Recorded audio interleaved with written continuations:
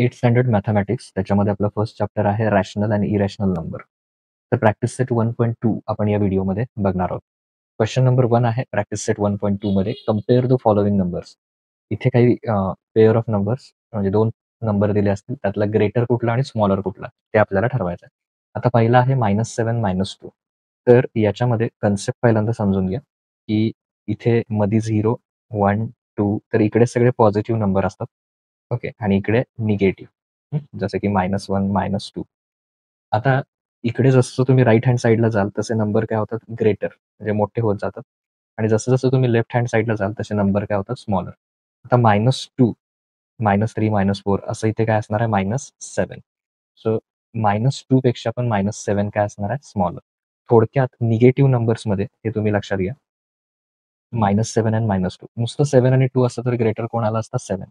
But इथे negative numbers आहेत. So negative नंबरमध्ये आता सांगितलेल्या कन्सेप्ट प्रमाणे -2 ओके. तो ग्रेटर येणार. -2 is greater or -7 is less than -2 हे त्याचा आन्सर असणार आहे. त्याच्यानंतर नेक्स्ट वन आहे सेकंड वन 0 अँड -9/5. ओके 0 -9/5.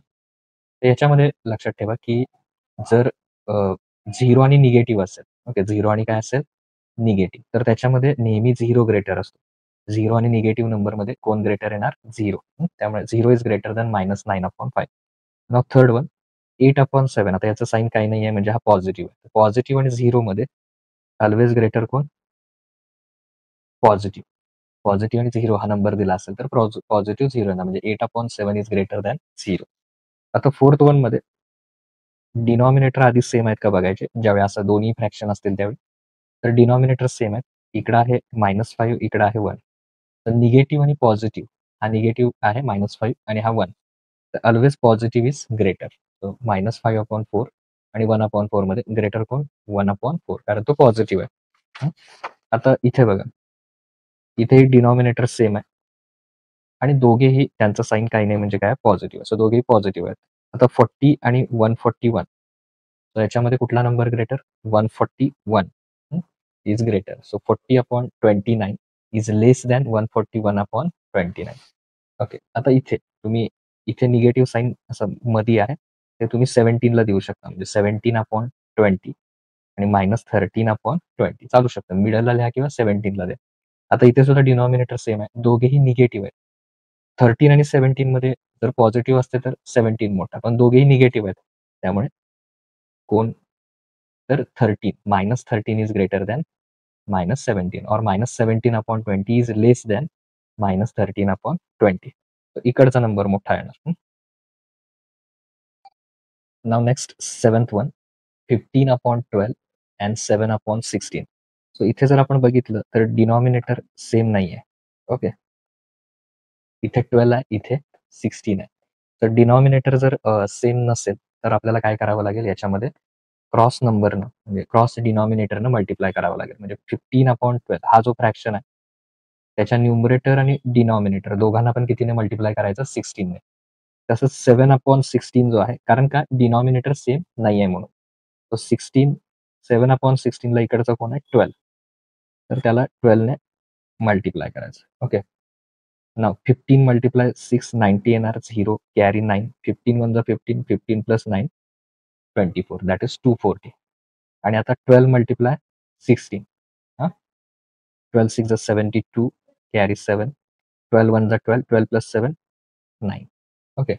तसंच इकडे 7 मल्टिप्लाय 12 दॅट इज 84 आणि इथे हे आत्ताच केलं आपण 12/16 काय आणि 12 मल्टिप्लाय 16 काय आणि 16 मल्टिप्लाय 12 काय दोन्ही आन्सर तेच येणार 192.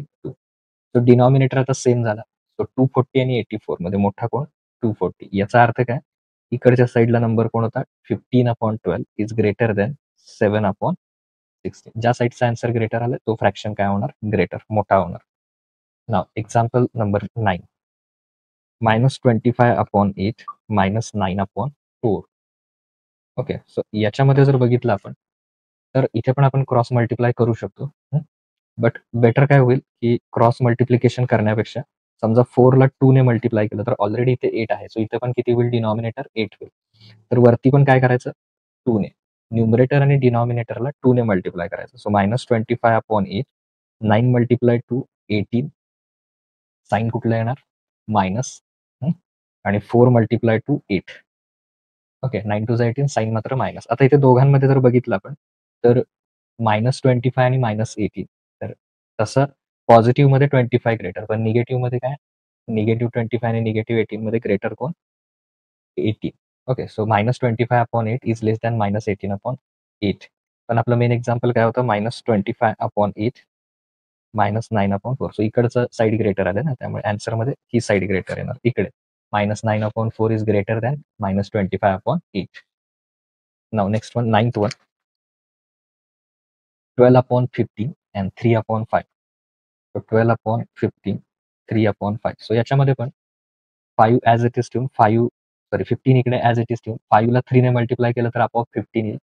सो इकडे सुद्धा 3 ने मल्टिप्लाय करायचं. सो 12/15 देन 3 मल्टिप्लाय 3 9 आणि 5 मल्टिप्लाय 3 15. सो आता डिनॉमिनेटर सेम झालं. सो न्यूमरेटरचं कंपॅरिझन करायचं. तर 12/15 आणि 9/15 म्हणजे 12 आणि 9 मध्ये ग्रेटर कोण 12.